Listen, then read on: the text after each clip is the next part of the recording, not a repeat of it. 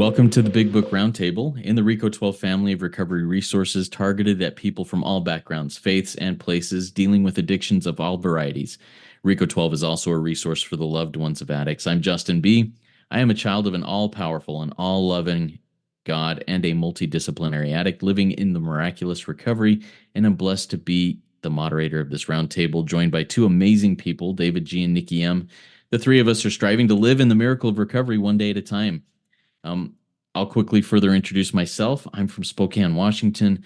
I'm gratefully sober in the rooms of my home fellowship is called SAL, Sex Addicts Lifeline. And I'm gratefully sober in that room since June 19th of 2015. And it's a miracle. One day at a time, it's a miracle that that's happening. Let's go over and have David G and Nikki M introduce themselves really quickly. All right. Thank you, Justin, so much for your service. And thank you, Nikki, for being here today. My name is David G. I'm an alcoholic and an addict of many sorts. I'm from Oklahoma, the southeastern part of Oklahoma. God willing, this year in August, I will have been sober in the rooms for 30 years. Grateful to be here. Beautiful. Thank you, David. Nikki, you're up. Hi, everybody. I'm Nikki M. And according to my friends at the table, I'm really a member of Al-Anon today. I got all Al-Anon-y on my boys here today.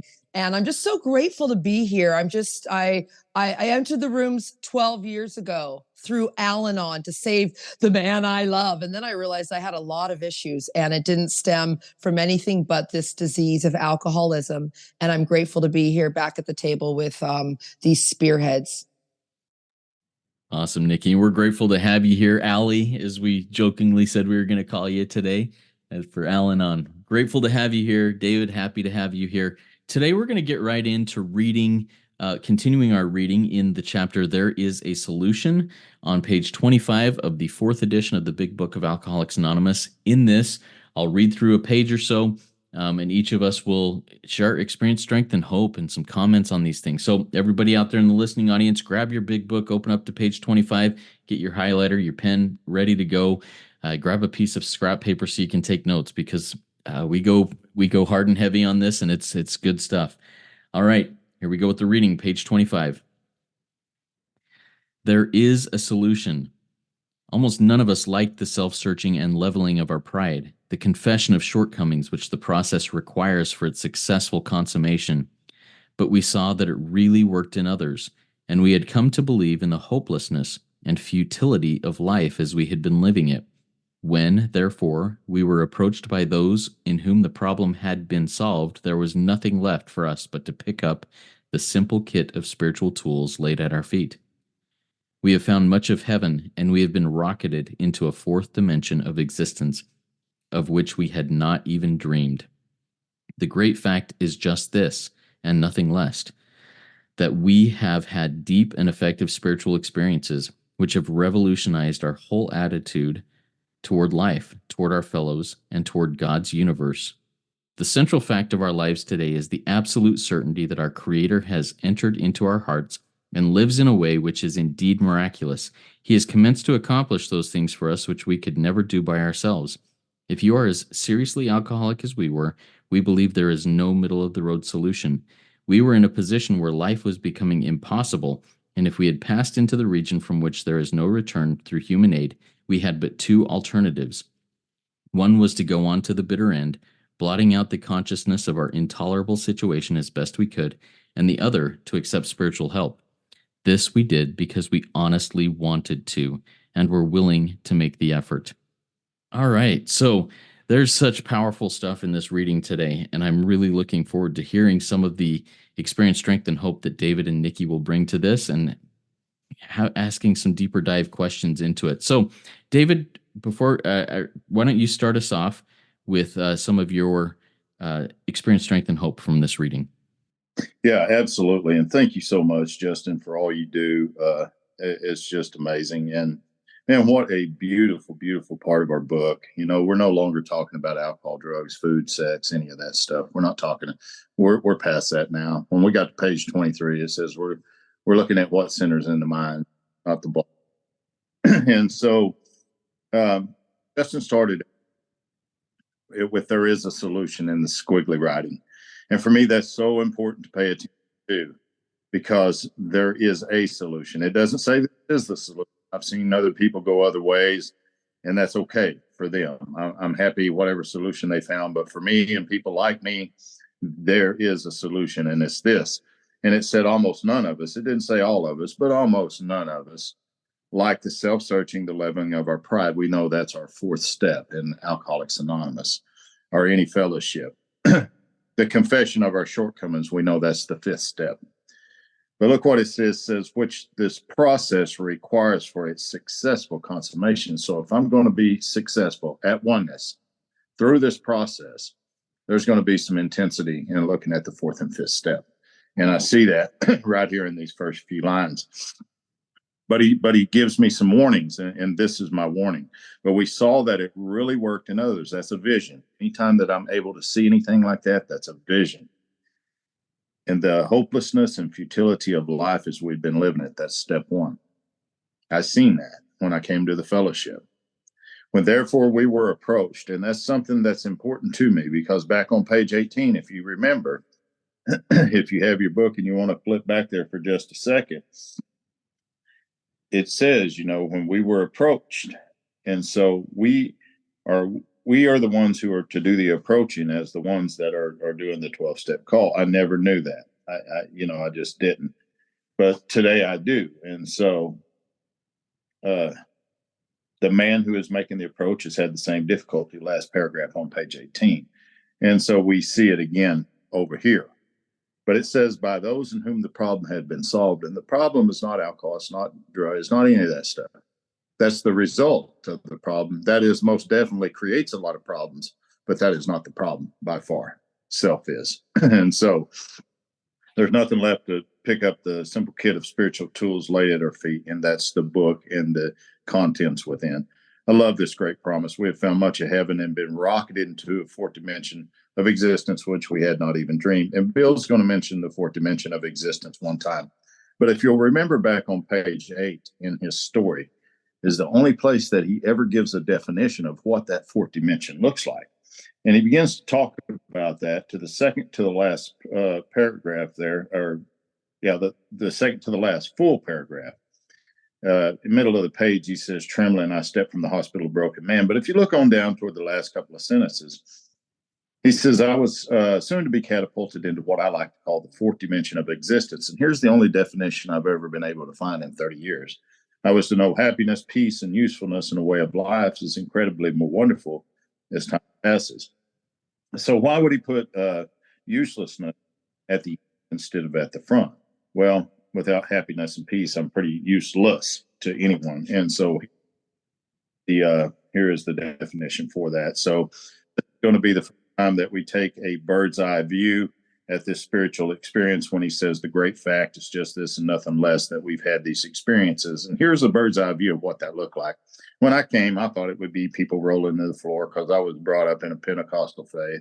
I didn't like it, couldn't accept it, never went back. But he says, no, he says it's a revolutionary attitude toward life change. That's what this experience is.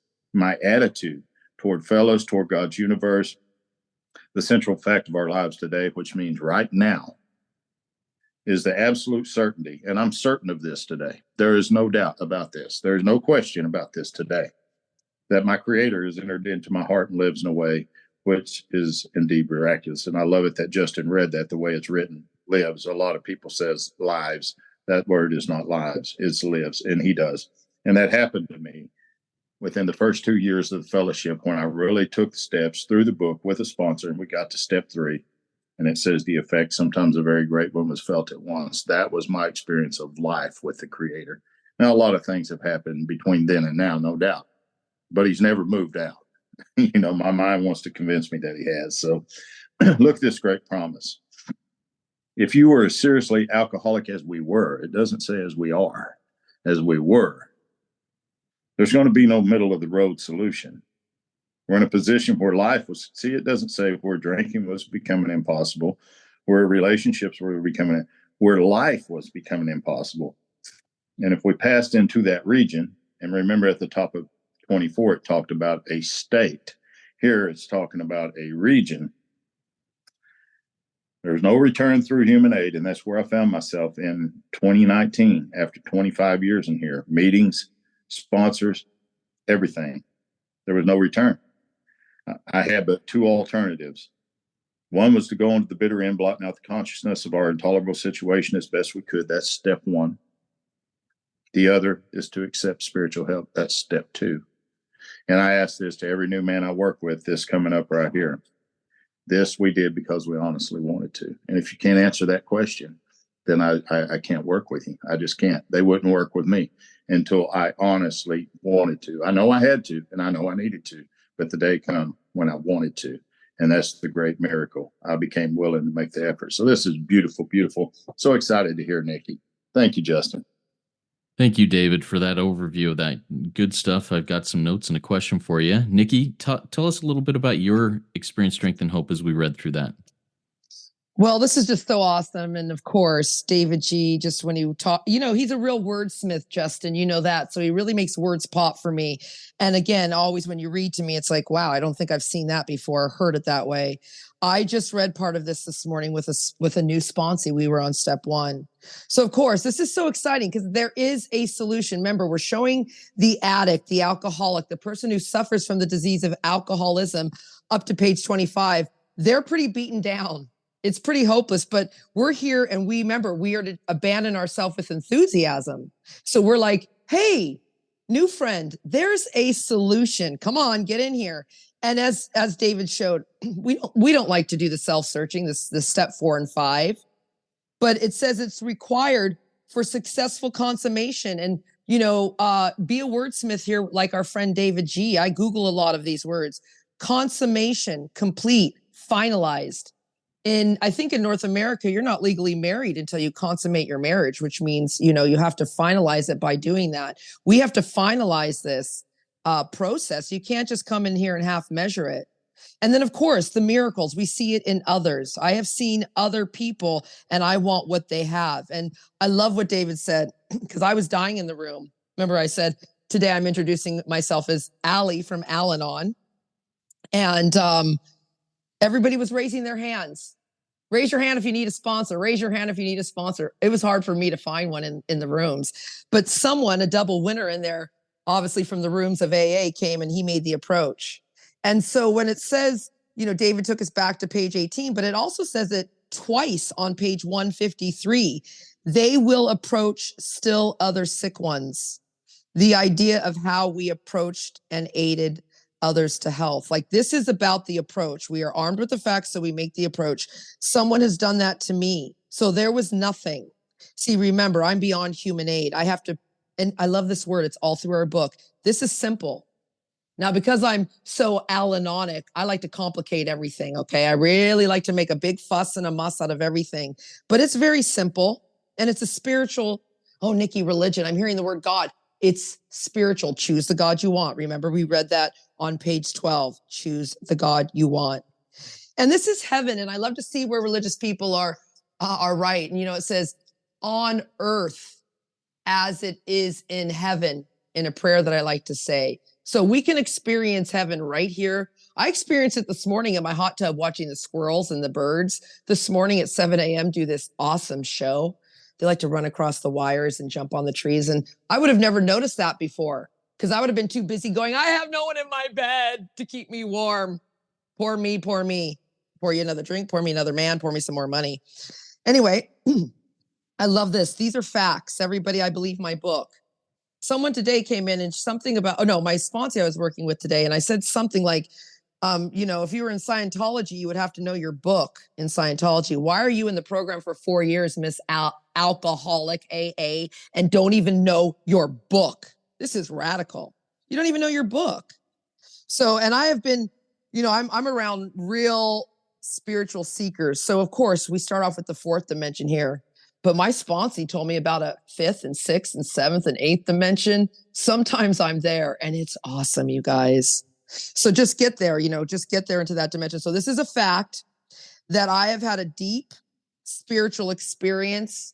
I like to say awakening, and the three of us, Justin And David G and I, we're going to read the spiritual experience in the back of the book in the appendix. But I have to have that every day. I've had more of the awakening. So I just put out my line out, not just an experience. I have an awakening every day. I have to wake up revolutionized.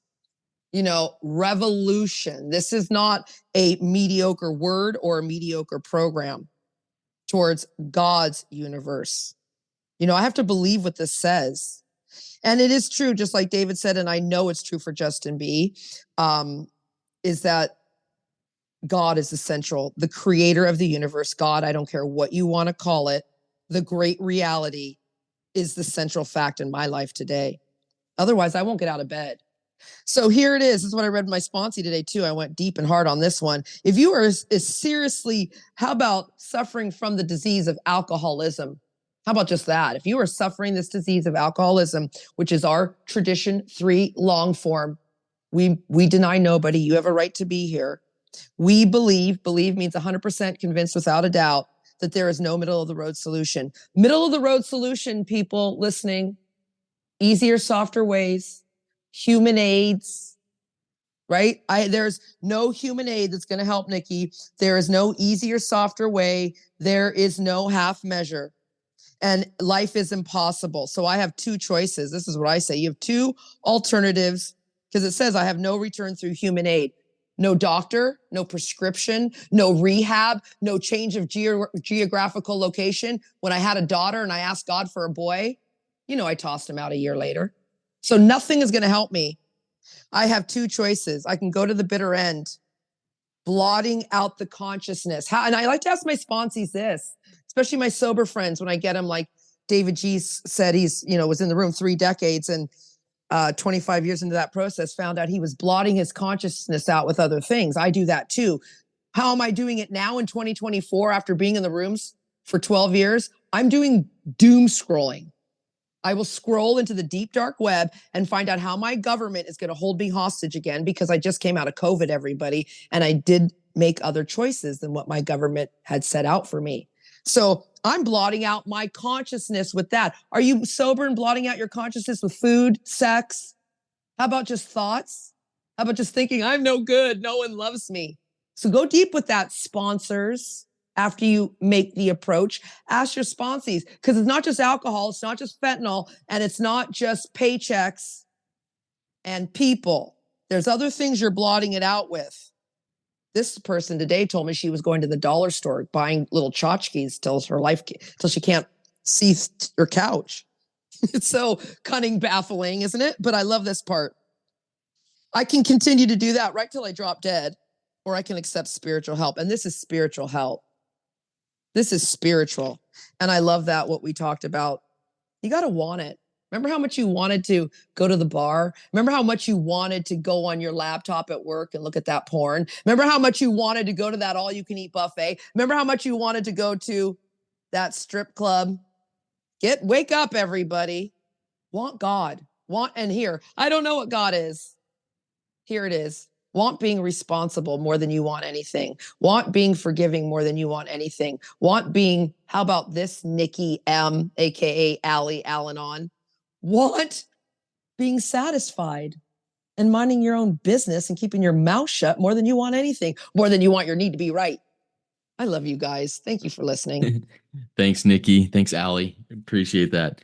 Good stuff. Good stuff, guys. I've written a couple of questions for each of you because, I just want to know your own experience in these things. So, David, we'll start with you. Talk about how you, in the world today, experience the 4th dimension for yourself. What does that look like in a day-to-day experience for you? Oh, great question, Justin. Thank you so much. I've always been a seeker. I just always have. And it seemed like I would go through the process and something was missing. But today I find that for me to live and to be an active part of that 4th dimension, it's been a deeper dive into the 11th step in our program. And not only sending a nightly review by email and doing a little prayer there in the morning. No, I've really gotten much deeper than that with that. A few years ago, I met a shaman, which was a full-blood Cherokee Indian here in Oklahoma. And I began to walk with him, And what I did was, I didn't just, before I would always, okay, this is my new venture. I'll just leave behind whatever I have and go with this. But I didn't do this time. I brought what I knew from the Big Book and the 12 principles of Alcoholics Anonymous contained within the book, and I began to apply it into that too. And I really entered into a different dimension, because a lot of the things that we were doing is some of what Nikki mentioned in her experience here this morning. I began to pay attention to everything that God had created that had spirit. Everything that man created did not. And so I began to have an experience with the grass, with the trees, with the sky, with the moon, with the sun, all of it, because all of a sudden I'm slowing down, I'm paying attention, and I'm becoming at one with that.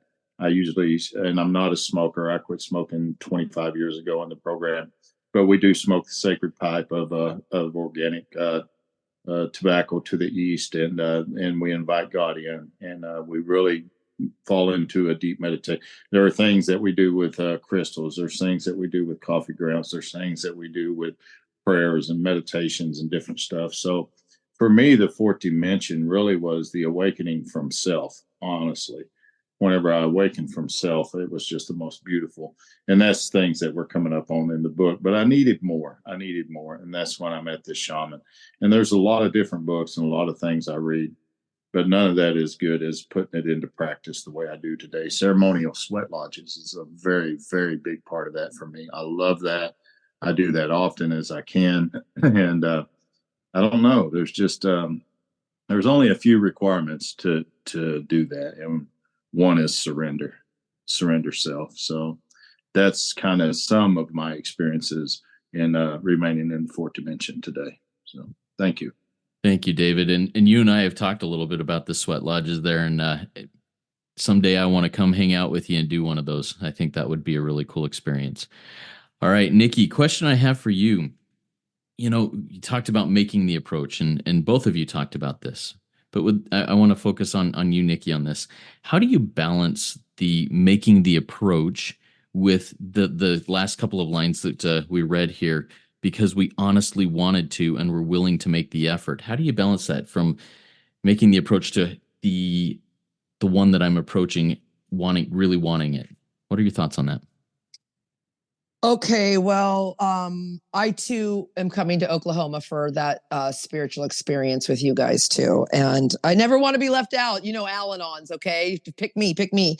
How do I do that? Well, number one, it was on page 90 that David took us to a few episodes back. And it was like, I get an idea of people. Remember, this program teaches me to listen better. That's where the meetings are very helpful, everybody, especially being an Al-Anon, okay? Like when I want to tell everyone what to do, I want to take over the conversation, I want to take everyone hostage as a sex and love addict. And so long story short, the meeting has taught me to be quiet, because you don't interrupt people when they're sharing. So I have to really be a better listener. So that's what I do. I start listening to people, right away. I learned that everybody listening. I learned that just from being in the rooms. See, I learned to be a better listener. The rooms teach us a lot of skills that I probably just don't practice in all my affairs. Like I'll interrupt my family. I'll interrupt my boyfriend. Won't let him finish a sentence, but I would never do that in a meeting. So I listen very, very carefully. And then it's always, as you know, the spiritual principles, which are attraction, or the traditions, attraction, not promotion. I'm also armed with the facts. So I speak big book. See, it's like, it says in page 58, tell the person what it was like, what happened, and what it's like now. Well, I've listened to so many speakers over the years, and it's like, oh, they're just putting me to sleep with a whole, history, drunk log. This can take 2 minutes. It's literally can take 2 seconds to say, where I read it this morning.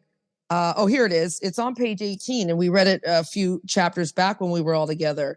The ex-problem addict thinker, because I'm an ex-problem thinker, and I found the solution, the big book. So I speak big book to the person, and I'm properly armed with the facts about myself. New friend, I was just like you. I heard your share. I was dying, and I found a way out. This book. I got a sponsor. When you're ready, here's my number. And then it says, I can win the entire confidence of another addict, alcoholic in a few hours. I can usually do it in 2 minutes or 5 minutes in a share, because number one, I speak big book. Remember, as God's people, I stand tall. I don't crawl before anyone. Don't forget, I remember that I'm an intelligent agent spearhead of God's ever advancing creation. That also gives me the willingness and the wanting to make the effort to do that. Also, it says, and I don't forget this. See, this is why I'm always in the big book. This is why I'm always around, if it's not the virtual roundtable, some roundtable with somebody talking about these things. Sometimes I'm not, but I can keep my mind. I listened to David G has a tape on fear, everybody. And he just said, turn your thoughts. This is all about your thought and your mind. So then I remember, and it says this on page 163, I remember, Justin, that I tapped a source of power. See, if everybody remembers that you tapped power, you will have the Godfidence to make the approach. You will remember something in this book that will help you attract the same suffering addict that you once were. God, I love you guys. Woo, I'm high on God dope this morning. Thank you. Thank you, Nikki. And you said Godfidence. I love that term. I've never heard that. That is going into my lexicon. Have the Godfidence to do it. It means that with God I can make that happen. What a beautiful thing. Love it. Thank you. All right, let's go into just a takeaway from each of us, a short takeaway from that we will try and apply in our own lives or share with those that we're working with. David, what's a quick takeaway that you got from our reading and our discussion today?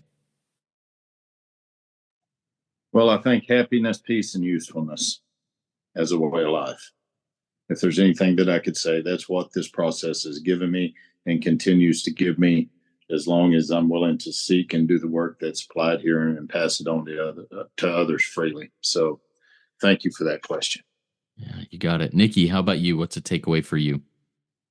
Well, after hearing David's question, I was like, oh, I hope he asked me that too. And I didn't. So my takeaway is really the fourth dimension. And you asked what that looks like. And because I was like, oh, I'm going to answer it with this, because it truly is the step 5 promises. I can be at perfect peace and ease alone. My fears have fallen from me. I feel the nearness of my creator. You know, I'm having a spiritual experience and awakening every day. I'm having one right now with you guys. You're waking up my spirit and soul. So that's my takeaway, is that it can happen anywhere. You just got to want it and be willing to do it.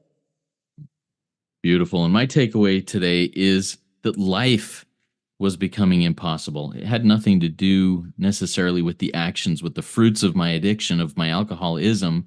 It had to do with life. Life was becoming unmanageable, and I was trying to blot out the consciousness of my intolerable situation as best as I could with these fruits of my addiction that were killing me. And I just need to focus on where is the root of this all, and selfishness, self-centeredness in my life. All right. Thank you, David and Nikki, for joining me around this roundtable. Thank you out there in the listening audience for joining in and for swimming along with us here through the Big Book. Keep coming back.